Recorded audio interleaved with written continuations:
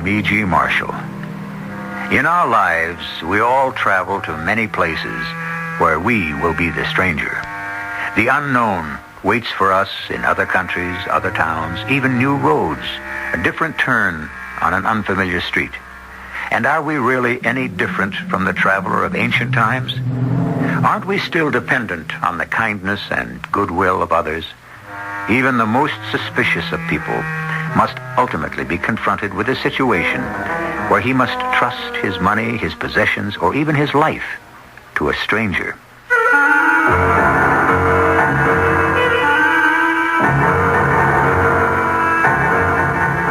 Our mystery drama, The Island on Silver Tree Lake, was written especially for the Mystery Theater by Victoria Dan and stars Patricia Elliott.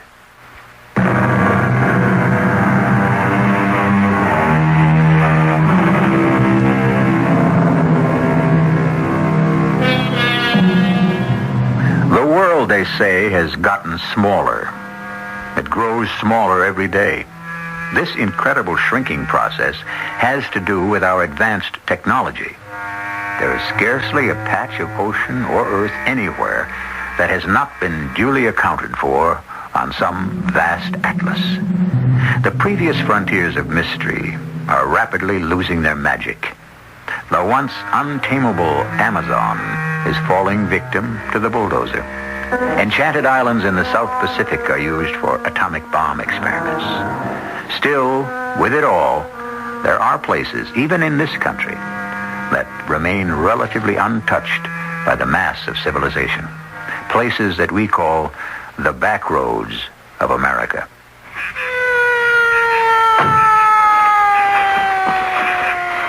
Officer, I don't understand why you pulled me over. Good evening, ma'am. My name is Trooper Leroy LaRue, Jr. Your name, ma'am? Allen, Pamela Allen. Mm-hmm. My license is in my purse. Is this your car, Miss Allen? No, I rented it at the airport in Memphis. Where are you from, Miss Allen? It is Miss, isn't it? Yes, I'm from New York. Miss Allen, are you aware there's a posted speed limit here? Officer, I wasn't speeding. The posted limit is 45. I was doing 45. You can't give me a ticket just for that. Miss Allen, now have I said one word about a ticket? Now, you obviously been seeing too many of those movies about cigar-smoking Southern policemen picking on poor Yankee motorists. I only meant... Now, listen. The limit means 45 miles an hour, conditions permitting. Now, you know what that means? It's just been a rainfall. Now, this is the lake road, and it's bad enough when it's dry. It curves and snakes, and then, if you aren't familiar with it, well, it can be pretty dangerous. I see. Oh, thank you for the warning, officer. Hey, you're going to a wedding, aren't you? How did you know? Over in Weaverville, right? Right, but... Well, that fancy package with the bows on the seat next to you. Now, what else could that be but a wedding present? And who else is getting married tomorrow except Sally Lynn Wilkie? You know Sally? Know her? Listen, you're talking about the love of my cousin Earl's life. Now, it broke his heart when she went up north to that college. Now, he waited and waited for her to come home after that, but, no, she said she had to find herself. Got herself a couple of interesting degrees. She's back home for good now. Finally caught up with her. Catches up with everybody sooner or later. Marriage, that is. I tell you, they're dropping like flies around me. Officer, Well, I see I'm being a bit of an annoyance. No, it's just that The truth is, Miss Allen, you got me just a bit flustered. But you be careful now. It's nearly dark, and you have to be extra mindful of those sudden twists and turns. I appreciate your advice, Officer LaRue. I'll be as careful as I can. That's terrible accidents on this part of the lake road. Cars skidding right into the embankment. Well, I'll certainly try to get to Weaverville in one piece. Okay, bye now. Bye. Sally Lynn. My old college roommate. I wouldn't make this trip for anybody except you. Whew. This really is the boondocks, middle of nowhere. I'd hate to run out of gas here. Oh, that was close. Oh, this road really is dreadful. The way it twists. Oh, that curve. I'm going into a skid. I can't stop. I'm going to go right off the road.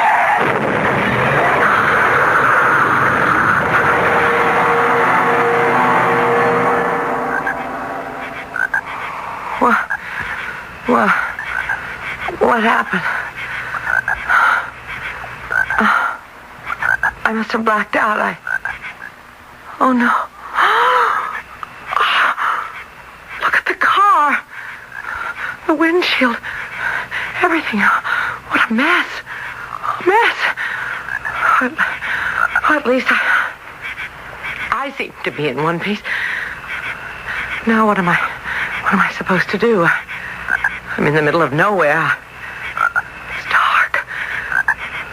There's no phone, no houses. I guess I'd better start walking.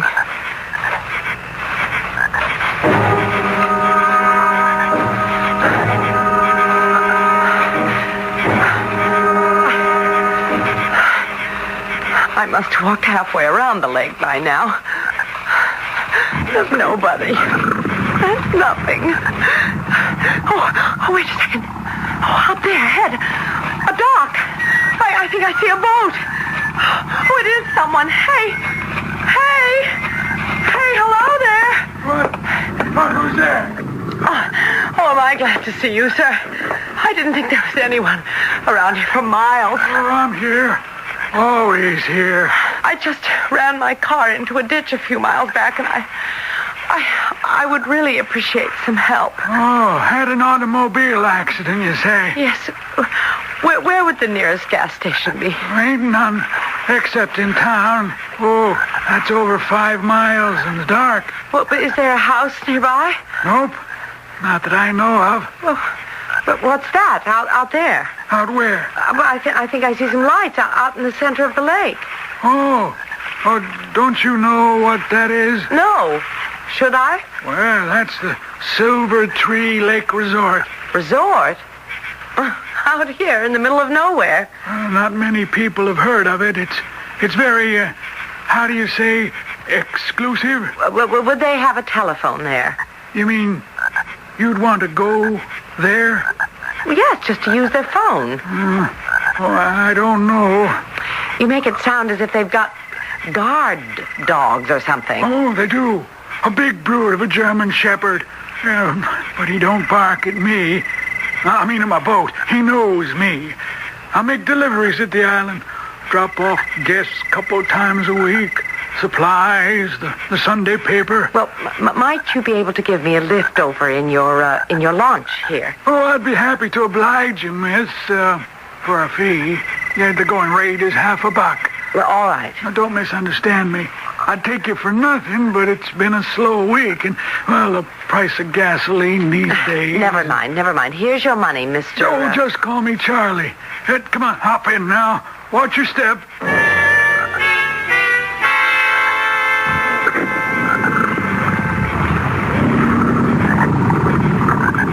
Here we are. Silver Tree Lake Resort. Oh, it's beautiful, what I can see of it. Oh, hey, does he bite? Brucey? No, not at me, doesn't. Yeah. Good boy, Brucey. Well, follow me. I'll take you to meet the manager and his wife. They'll be up in the main lobby just ahead. Hey, anybody home? Well, Charlie, how are you? Who's this young lady? Miss Pamela Allen. I'd like you to meet the owner and manager of Silver Tree Lake Resort, Mr. T.J. Harrison. Well, how do you do, sir? I was hoping that perhaps I might use your phone. Oh?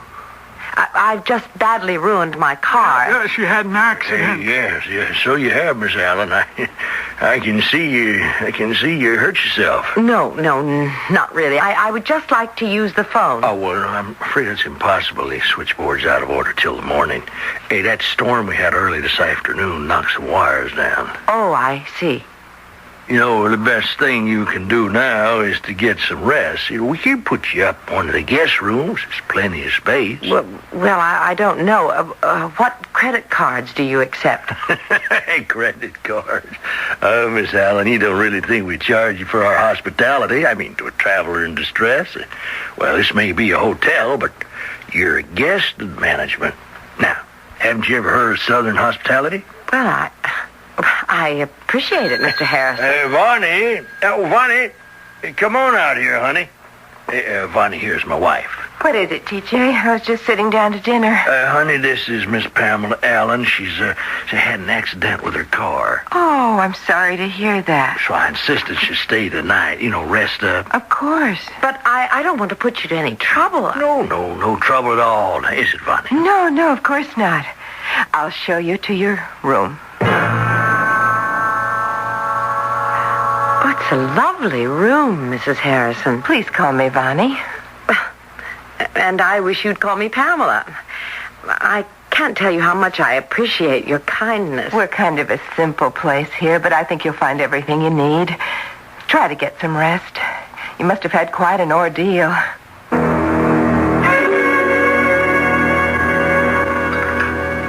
Well, good morning, Miss Allen.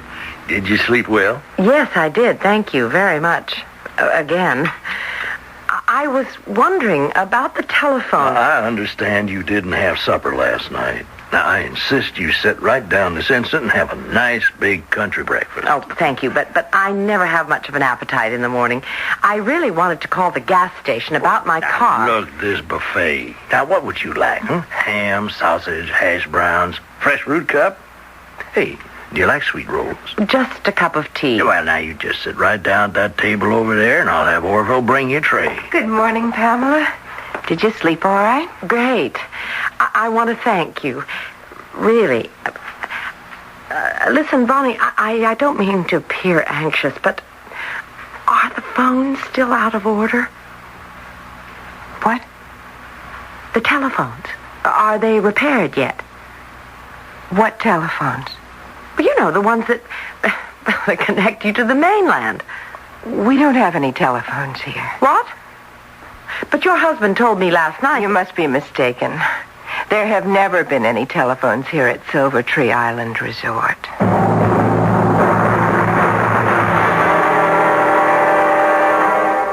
And here you thought the plot was never going to, as they say, thicken. Was T.J. Harrison so embarrassed about not having telephones at his little island resort that he'd actually lie about something so petty? Or is it really so petty?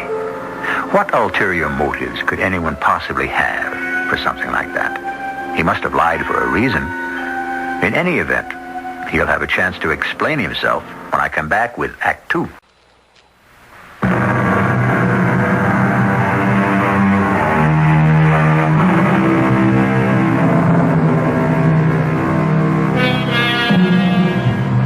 Over 2,000 years ago, a Greek writer said, "What is pleasanter than the tie of a host and guest?" Things haven't changed much since then. Hosts still like to entertain, and guests still worry about overstaying their welcome.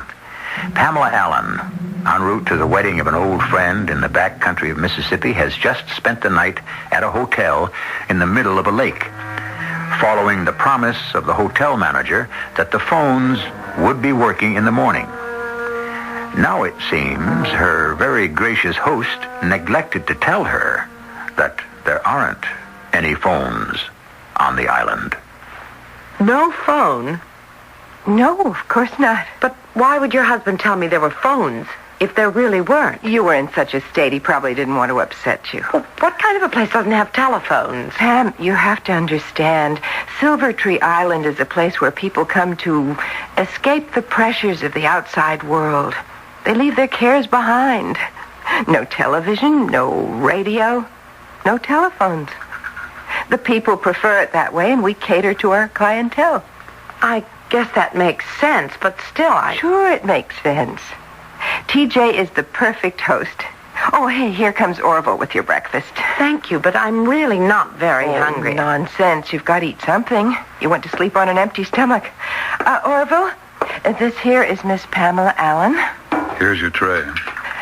Orville is the resort's social director. Entertains nightly in the Starlight Lounge. How nice. But we all help out in the dining room. Gives the place a homey touch, wouldn't you say? Bonnie, I don't want to seem ungrateful.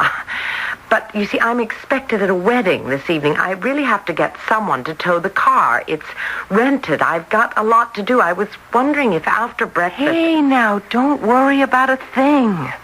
Just be down at the dock in half an hour. Charlie comes with deliveries about then. He'll give you a ride back. Oh, that's a load off my mind, thank you. I've already had my breakfast, but you shouldn't be eating by yourself.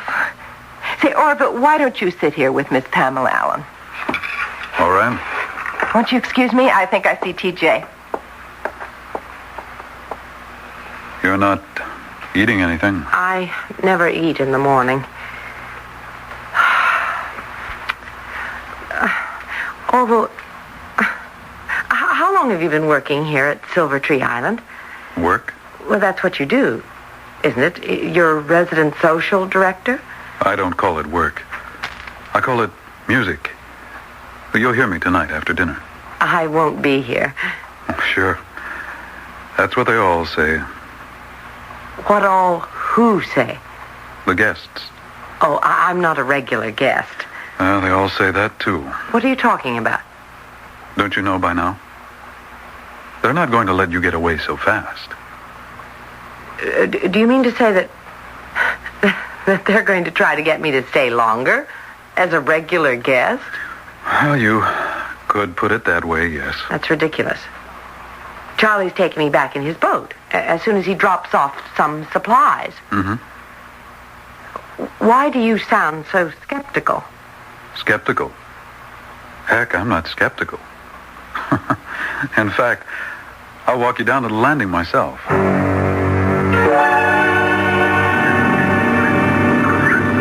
There's Charlie now, right on schedule. I wish I could have found the Harrisons before I left. I wanted to thank them for their hospitality. Hey, Brucey. Here, boy. Come on. He has to be the gentlest breed I've ever seen. Don't let this pussycat of a dog deceive you. He's a German Shepherd, and he can be fierce if provoked. You'd better get back off the landing. What is he growling at me for? That dock is his personal property. Get back off it. What's the matter? I told you, Brucey doesn't like people trespassing on his dock. But he didn't growl at me last night. Well, that was different. But why? Because I was with Charlie? No, because you were arriving, not leaving. Brucey doesn't like to see visitors go. Oh, that's just wonderful. Oh, here's Charlie. I'm sure he'll be happy to escort you. Hi, Charlie. What are you two doing at the dock this morning? I hope you don't mind, Charlie, but I was hoping to hitch a ride back to the mainland with you. Oh, you did you? Yes. Does she really think I'm going to take her back? What are you saying? Well, after what you've seen. After what I've seen? What do you mean? Well, it's out of the question. Out of the question now. Now, if you'll just excuse me. Oh, I understand now. You want me to pay you, right? Now, you are a smart young lady. Is it still 50 cents? Let me just, here. Do you have change for a $5 bill? Nope. Orville, could I trouble you? Sorry, I never carry money. Well, here then, take the whole $5. Are you kidding? It's worth it for me to get going. Well, not to me. I don't deal in paper money. It's 50 cents clear or no ride. But that's $5, perfectly good U.S. currency. Oh, I'm not interested. The fee is 50 cents. Exact change only. You're the most unbelievable person I've ever met. Now, see what you've done. You've upset Brucey. You better come back to the hotel, Pamela. How could anybody be so mercenary? Young lady, you can always complain to the management.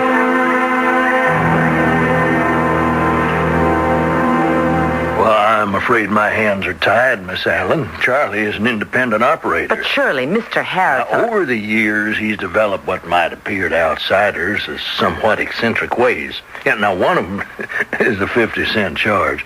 In fact, he charges 50 cents for just about everything. It certainly is eccentric. Well, Mr. Harrison, I'm sure then you won't mind if I trouble you for the change of a... Change? Why, you don't understand, Miss Allen. I thought I explained to you last night. We're a hospitality house. We never accept money. But you're a hotel, surely. No. And you have a wrong idea about us, Miss Allen. We never charge our guests anything. What? Do you think I run this place for the money? Well, why else? No. This is not the kind of business you think. Charge our guests money. No. Our people are here to get away from the world.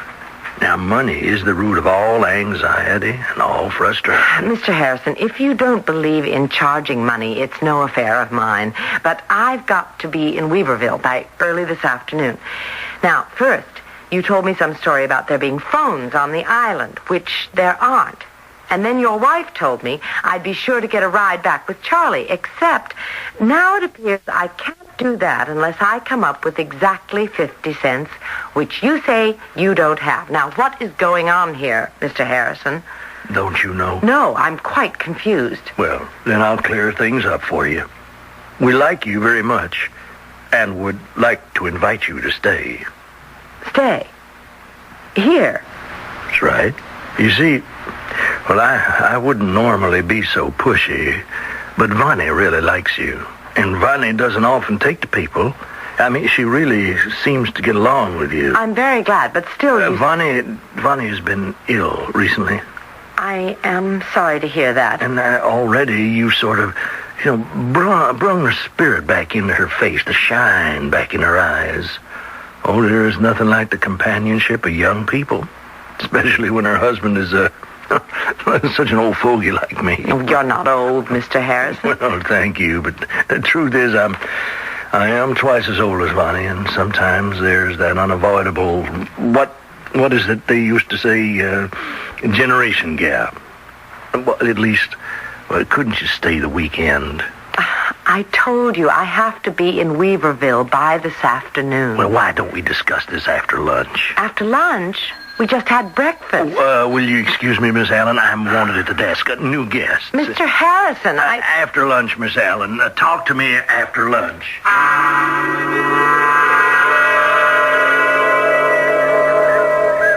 I don't know what you're so worked up about. Although I seem to be getting the runaround here. Do you? Really? What is this, some sort of inquisition? No, I just meant...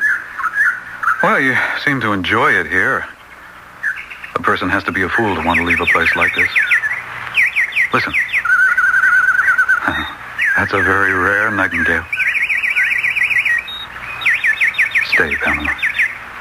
I can't. I've got things to do. It would be so much better if you wanted to stay.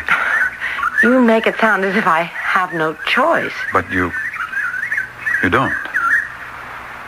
What did you say? You're here to stay. I don't know what you're talking about.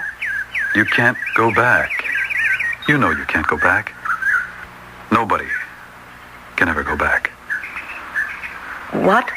Nobody ever leaves Silver Tree Island. Orville, really? Ever. That's the price you pay instead of money. You never leave. I don't believe it. It's true, and you know it. Oh, it's the most ridiculous thing I've ever heard. Orville, quit joking around. It isn't funny anymore. I'm not joking. Look, I've got to get out of here. I left a $35 wedding present in an unlocked car, a rented car with a smashed windshield. I know. A 76 blue sedan. Needs a new windshield and some work on the front grille. How did you know what kind of car I was driving? Why shouldn't I know? T.J. told me. Mr. Harrison, but how does he know? He knows everything. He always knows the circumstances of the death. The what? The death. You know, like your death. My death.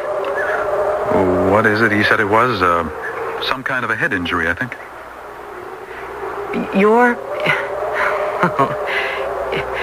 You're telling me that I'm dead.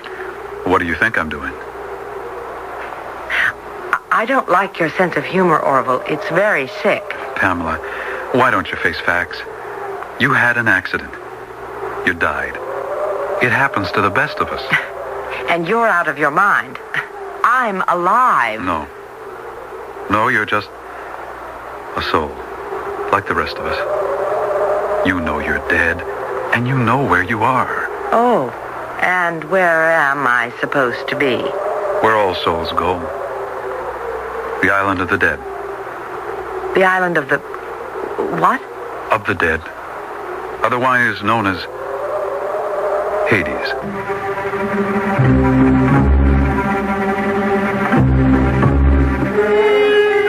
Hades, the island of the dead? Is it possible that Pamela is actually dead? Is progress so universal a concept that the afterlife also changes with the times? The island of Hades becomes a homey resort surrounded by a pleasant lake? Or rather, do people see only what they want to see? We'll see what lies ahead when I return with Act 3.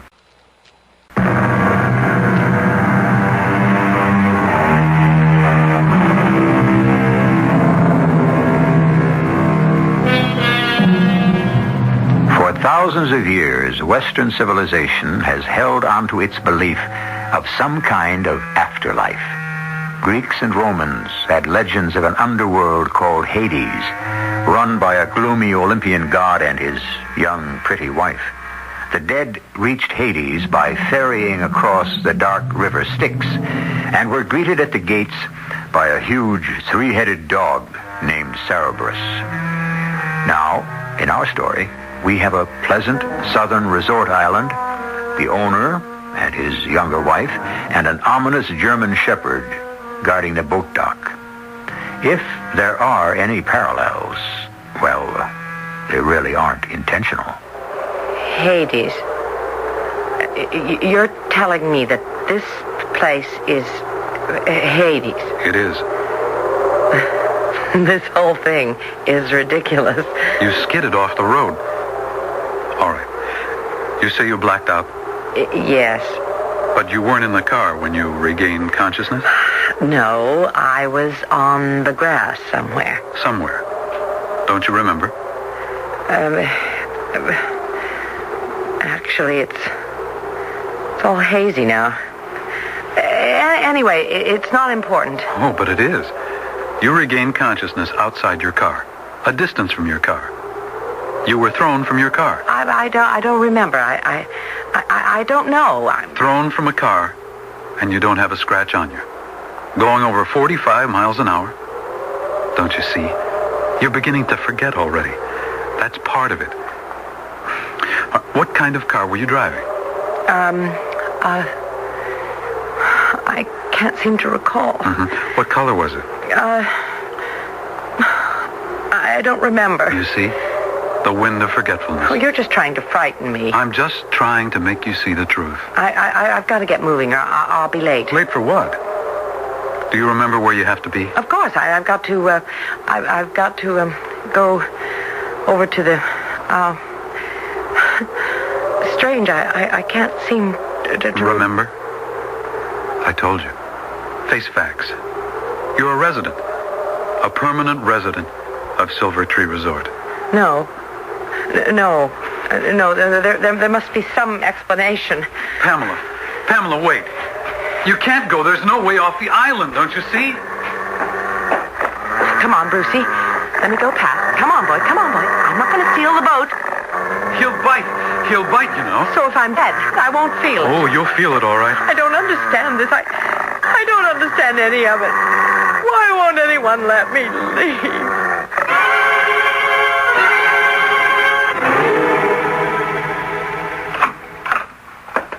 Hello. How are you feeling? Oh, Pamela, answer me. What have I done to make you angry? I want to leave.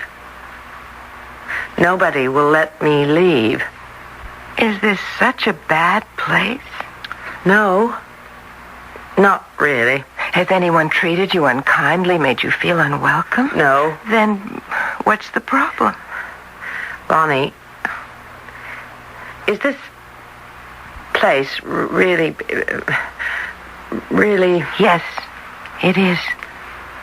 And am I supposed to be... Everyone here is dead.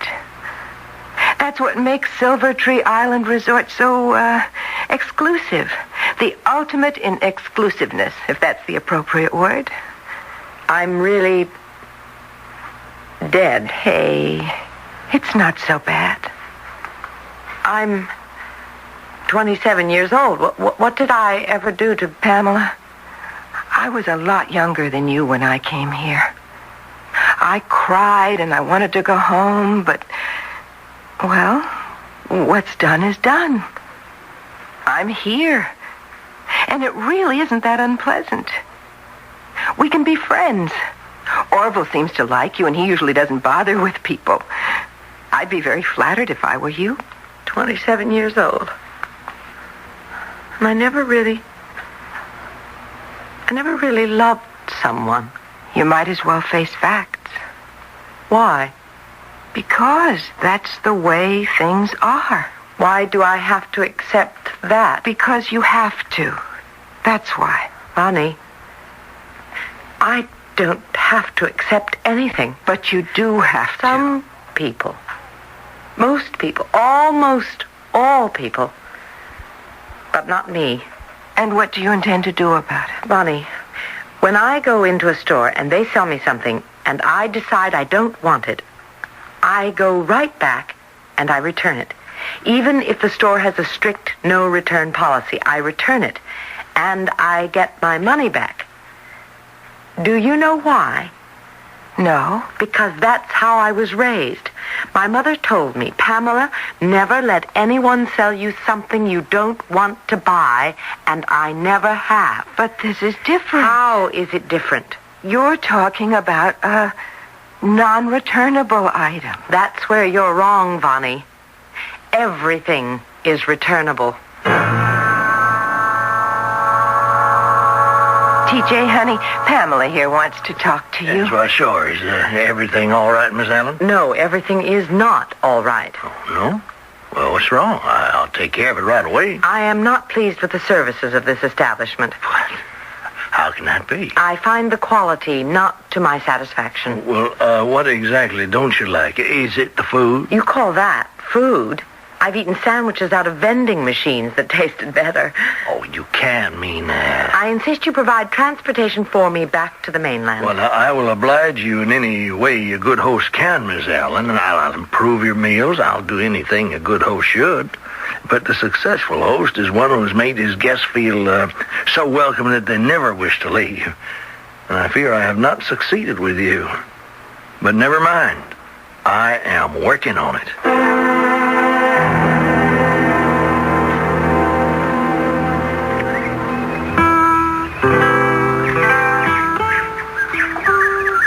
You play very beautifully, Orville. I don't understand it, Pamela. What exactly do you want to get back to? I don't know. And why are you so anxious to get back? It doesn't make much sense. All I know is I'm not ready for this yet. No one ever is. I've got to leave while I still have this resistance. It'll pass with time. How long have you been here, Orville? How long? Oh, I don't know. An eternity, maybe. No, really.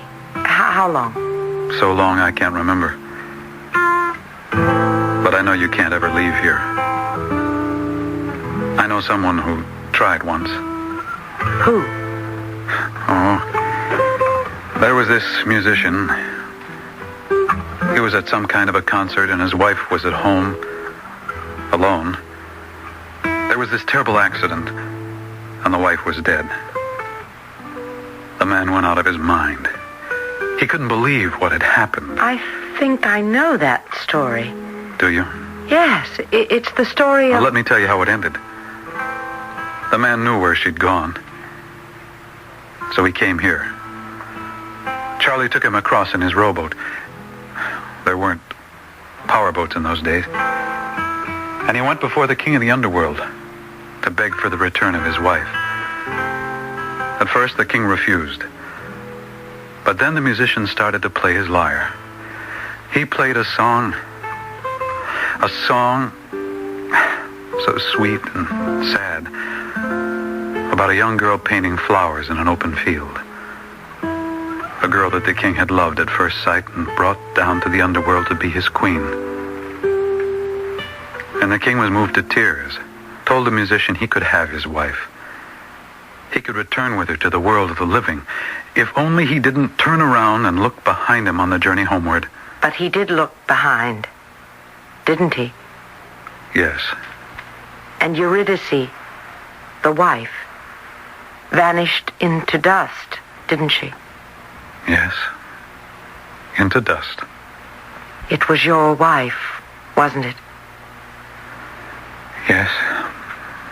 It was my wife. Times change. Names change. You're Orpheus, aren't you? It was so long ago. Sometimes I've almost completely forgotten about it. I'm sorry. Oh, about what? Listen, I never fool myself. I'm a musician first, a performer. That's what's the most important to me. That's my first and real love. The other kinds of love, they become gentle memories that become part of my music. But it's the music. That's what's important. The music. That's it. The music.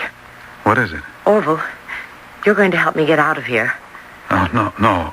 I don't want you to go. If you call yourself my friend, you'll help me. But what can I do? I used to be quite a mythology buff, Orville. I remember some more details about the story of Orpheus and Eurydice. He was the greatest musician the world has ever known. I know that. Isn't it also legend that he played music so moving, so exquisitely touching, that he caused all who heard it to lay down and weep? How did he get past the gates of Hades, Orville? How did he get past that ferocious three-headed monster, Cerberus? I don't... You know how. He played a song so sweet and gentle. The huge animal wept. It became a lullaby. And soon Cerberus was fast asleep. Then he just walked right on past the sentinel and into Hades. And that is how I'm going to walk right out of here, or swim, if that's what it comes down to. I can't do it this time. Why not? I don't want to. I like you. I want you to stay. Didn't you tell me that you were an artist first? I am. So, let's see how much of an artist you really are. Can you create another legend now, or do you really have doubts that you've lost the old touch? Is that what it really is, No. Orville? No, I still have it. Then, show me. Show me, Orville.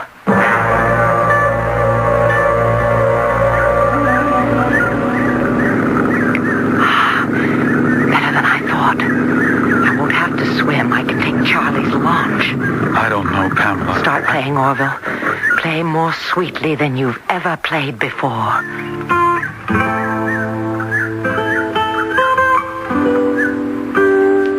That's beautiful. Just lovely, Orville. Oh, I'm a boy again. I'm on the high seas, cresting those waves, those oars. My muscles are rippling. I'm cutting those oars through the waves like a knife through butter. Oh, that's beautiful.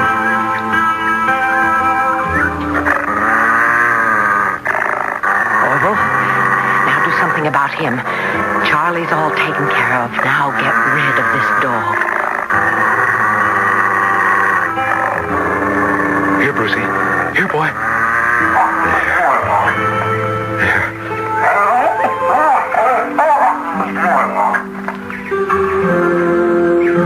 Now go ahead. Hurry. I don't know how long I can hold them. Thank you, Orville. Thank you. Hurry. Hurry! I'll never forget you for this, Orville.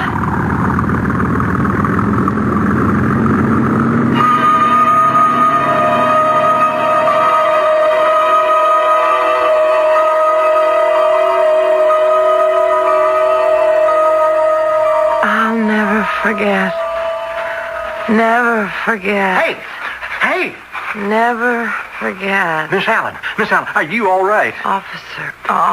Yeah, Leroy LaRue Jr., you remember me, don't you? It's still nighttime. How can it still be nighttime? Oh, boy, you gone into one heck of a skid, miss. Oh, look at this car. For a minute, I thought you were dead. You really look dead. I'm all right. Huh? I feel fine now.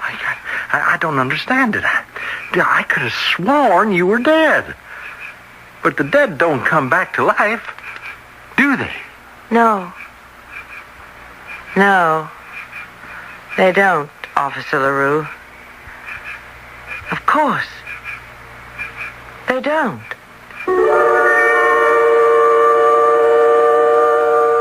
Or do they? After all, anything is possible in this day and age. Anyhow, who is to say whether or not this wasn't all some dream? Maybe there really isn't some actual life and death struggle that has gone on since the beginning of time. Maybe there is really no place called the Isle of the Dead. In any event, one thing we do know for sure is that this is the place right here where you'll be when I return shortly.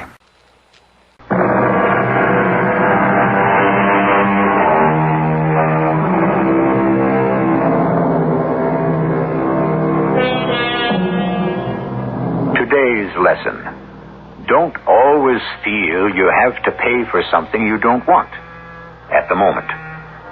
Some people can be mighty persuasive salesmen, but the fault, dear Brutus, is truly with the customers who so readily purchase whatever is foisted upon them. With most of us, we are so ready to accept our fates because someone tells us that is the way it is to be. But is it? Our cast included Patricia Elliott, Lloyd Battista, Terry Keane, and Earl Hammond. The entire production was under the direction of Hyman Brown.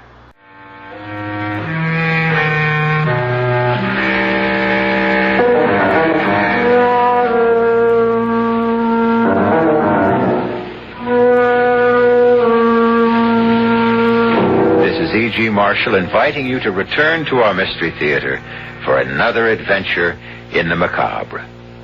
Until next time, pleasant dreams.